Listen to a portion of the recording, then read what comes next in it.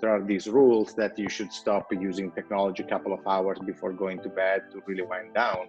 That's the best you can get, and maybe a melatonin pill. And so with my co-founders, we came up with the idea that maybe technology can help us improve your sleep performance, your sleep efficiency. And so our vision is, in 10 years from now, maybe you could sleep only 6 hours and get more rest than when you were sleeping 8 hours. And second, your bed could become a medical grade device that tracks everything about your health. So going to bed is more valuable than going to your doctor for a health checkup. And that's the technology that we build. That is really awesome and fascinating. Yeah, I mean, I can relate for sure. As I mentioned, my own personal pursuits and trying to understand key metrics. And one in particular that it seems like you're able to do is heart rate variability. That seems to be like the holy grail of quality of rest that kind of leads to your, instead of 8 hours to 6 hours, the quantity versus quality debate.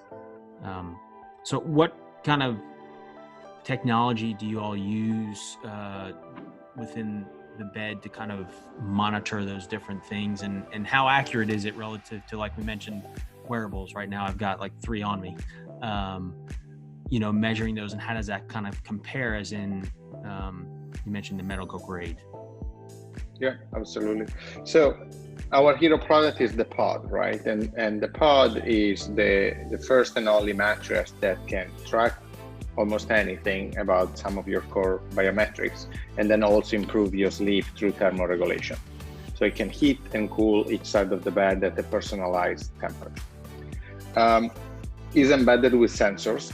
So we use several different sensors that are inside the mattress itself, inside the technology. We use a technology called ballistocardiography. And your bed streams all the data that it captures to the cloud, where we run machine learning and AI, and there is where there are all our algos to potentially reach this medical grade accuracy. So one of the areas where we are the most accurate is really on the heart rate detection. So you can think of the pod like if you were sleeping on a stethoscope. When you go to the doctor and the stethoscope, and the doctor puts a stethoscope on your back, it's right. The same concept, but it's 3.0 and is Wi-Fi connected, sort of that thing. We built a medical grade lab in-house. So we bought a medical grade EKG actually, in-house.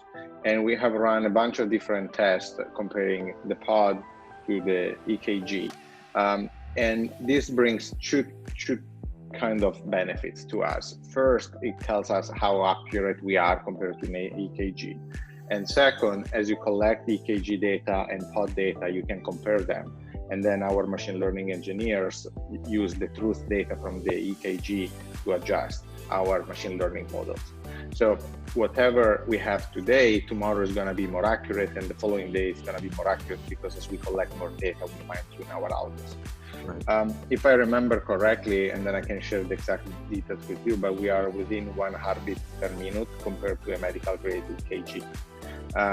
The difference is that on the pod, you don't have to wear anything, you don't have to charge anything. You just go to bed as you did last night, and then in the morning you wake up and magically you have all this data.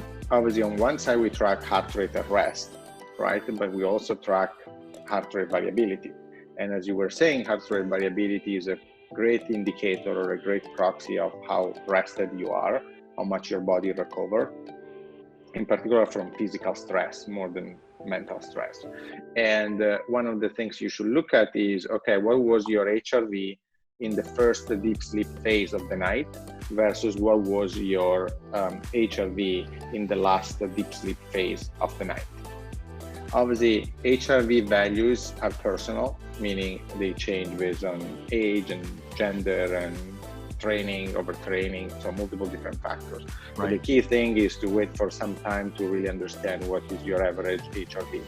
And now we are actually working on a feature where we will notify you automatically if your HRV is below a certain threshold, in particular if it's below your average threshold.